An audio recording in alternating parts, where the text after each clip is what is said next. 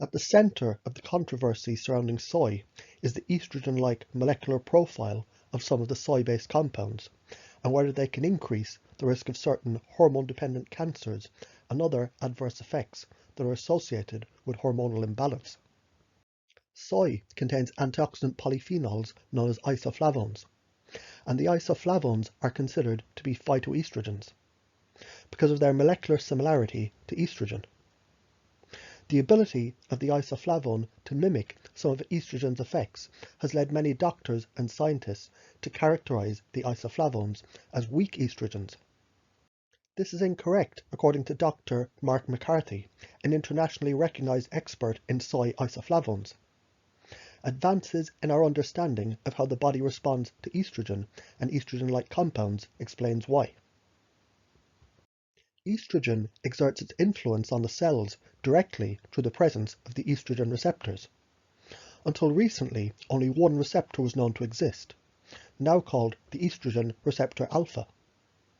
The overexpression of the estrogen receptor alpha has been implicated in a variety of cancers, including breast cancer, ovarian cancer, endometrial cancer, and colon cancer. In the late 90s, a second estrogen receptor was discovered, and this is known as the estrogen receptor beta. The expression of this receptor appears to counteract many of the cancer-causing activities of the estrogen receptor alpha. As Dr. McCarthy points out, genistin, one of the most abundant isoflavones in soy, is a highly potent activator of the estrogen receptor beta.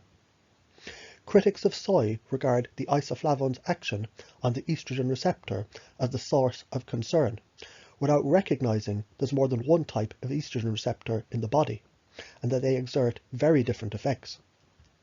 The highly selective mode of action explains why the soy isoflavones promote beneficial estrogen-like effects in the tissues, where the estrogen receptor beta receptor predominates. But they don't provoke the harmful effects of the conventional estrogen replacement therapy in the tissues, where the estrogen receptor alpha receptor predominates. For example, the soy isoflavone has been shown to exert positive effects in the tissues such as bone, vascular endothelium, and the breast cells, without the negative effects in those other tissues such as the liver and the uterus, where the side effects of estrogen therapy have been observed. In fact, in breast tissue possessing both estrogen receptor types, the estrogen receptor beta is known to exert a restraining influence on the cell proliferation that's stimulated by the estrogen receptor at the alpha sites, reducing the risk of breast cancer. This balance helps to explain why the soy isoflavones do not increase the breast cancer risk, despite their estrogen-like activity. Dozens of epidemiological studies have documented the broad array of health benefits associated with a high soy diet. Diets rich in soy isoflavones are associated with lower rates of cardiovascular disease, osteoporosis, cancer, and obesity-related complications such as type 2 diabetes. Soy isoflavones have a relaxing effect on the blood vessels, mediated by their influence on nitric oxide synthase, as well as powerful antioxidant effects, which together explain their potential for the treatment and the prevention of hypertension and stroke. Acting via yet another distinct mechanism, the isoflavone modulates the signaling in the pathways that control the interaction of oxidative stress with inflammation, leading to upregulation of detoxifying and antioxidant defense genes. The cumulative weight of the evidence for soy's health benefits led to the remarkable decision by the FDA to approve a food labeling health claim for products that contain 25 grams of soy protein in their prevention of coronary heart disease. This claim was based on the wealth of clinical trials, as well as the epidemiological data that shows high soy isoflavone intake could reduce the LDL cholesterol, inhibit pro-inflammatory cytokines, reduce cell adhesion proteins, inhibit platelet aggregation, and improve blood vessel reactivity. Many nations through the world now have similarly endorsed soy products based on this data. Melatonin is a hormone produced by the pineal gland, and it's responsible for regulating the sleep patterns. It's important for our energy balance.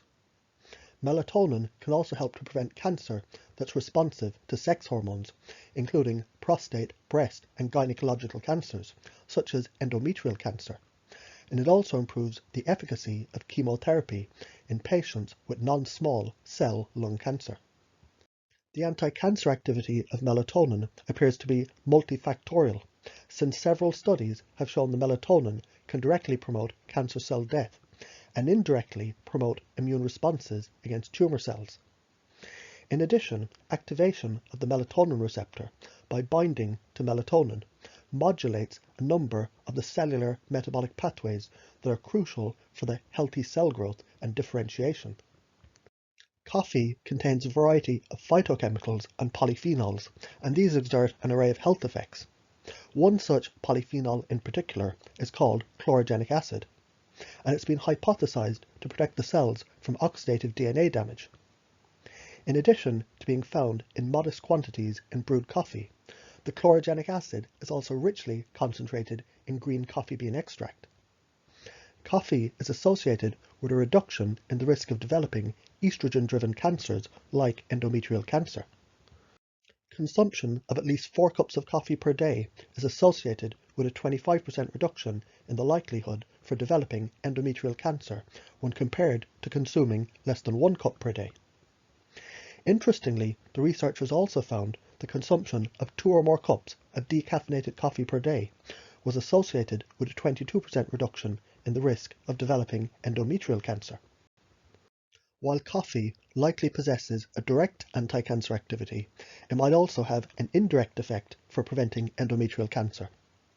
Since coffee has been shown to lower insulin production and to improve insulin resistance, and because insulin resistance leads to weight gain and excess estrogen production by the fat deposits in the body, the coffee might lower the risk for developing the endometrial cancer by preventing the weight gain and modulating the glucose metabolism.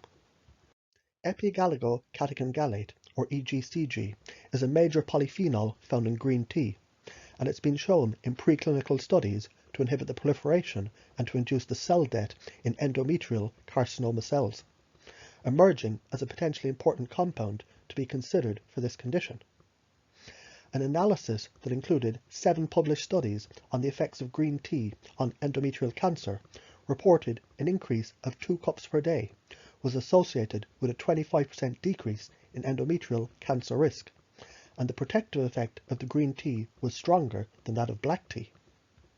Also, a study published in 2009 reported the protective effect of the green tea consumption against endometrial cancer was independent of the risk factors such as obesity or the menopause. An animal study revealed the EGCG inhibits the blood vessel formation and it prevents the formation of new lesions in the endometriosis. The agaricus mushroom possesses immunomodulatory properties, and it's been studied in cancer patients in at least 2 clinical trials.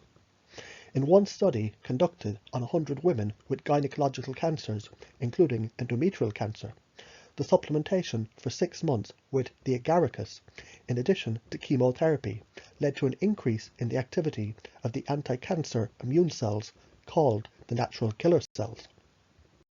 Moreover, the agaricus treatment was associated with a reduction in chemotherapy side effects such as emotional instability, hair loss, and loss of appetite.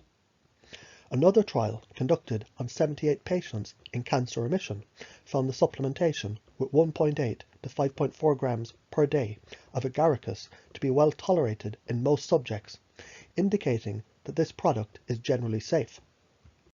Preclinical studies that use several uterine cancer cell lines report that resveratrol, a polyphenol found in Japanese knotweed and grapes, can inhibit the cell growth and stimulate the death of uterine cancer cells. In endometrial adenocarcinoma cells, the resveratrol inhibited the cell growth, and the effects appear to be both estrogen-dependent and estrogen-independent. In addition, resveratrol and the EGCG significantly reduced VEGF secreted by the endometrial cancer cells in a concentration-dependent manner, indicating these 2 compounds are promising for inhibiting angiogenesis in endometrial cancers. Curcumin was reported to significantly inhibit the proliferation of a type of uterine cancer cell, also due to its ability to improve the insulin metabolism, which is implicated in cancers linked to obesity. It was proposed to be useful for preventing several obesity-related cancers, such as endometrial cancer. Curcumin was shown to hinder the growth of cancer cells by inhibiting the phosphorylation of a protein called STAT3, and this is important for the uncontrolled growth of cancer cells. Moreover, curcumin was shown to induce apoptosis of the human endometrial carcinoma cells through another mechanism of anti-cancer action involving proto-oncogenes.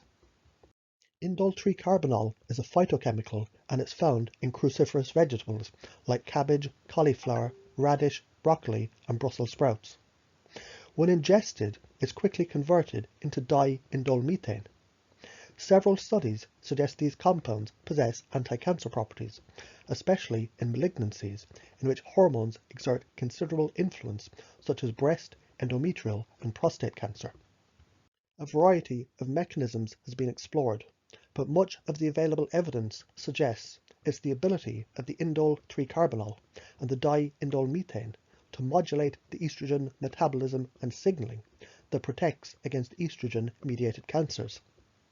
Specifically, these compounds reduce the conversion of estrogen into 16-hydroxyestrogens, which more strongly promote cellular proliferation and promote the conversion into 2-hydroxyestrogens, which are weaker and far less proliferative on the hormone-responsive cell growth. In addition, the indole-3-carbinol derivative di-indolemethane appears to influence the estrogen receptor signaling in the endometrial cancer cells. In one experimental study, the indole-3-carbinol, in combination with the soy isoflavone genistin, enhanced the cancer cell-killing property of a protein called TRAIL, and this induces the cell death in endometrial cancer cells. Other evidence suggests the indole-3-carbinol and its metabolites promote the cell death in tumour cells by modulating several metabolic pathways that are critical to cancer cell survival. In an animal experiment conducted on rats genetically prone to developing the endometrial cancer, a dietary supplement with indole-3-carbinol was compared to a standard diet for 660 days.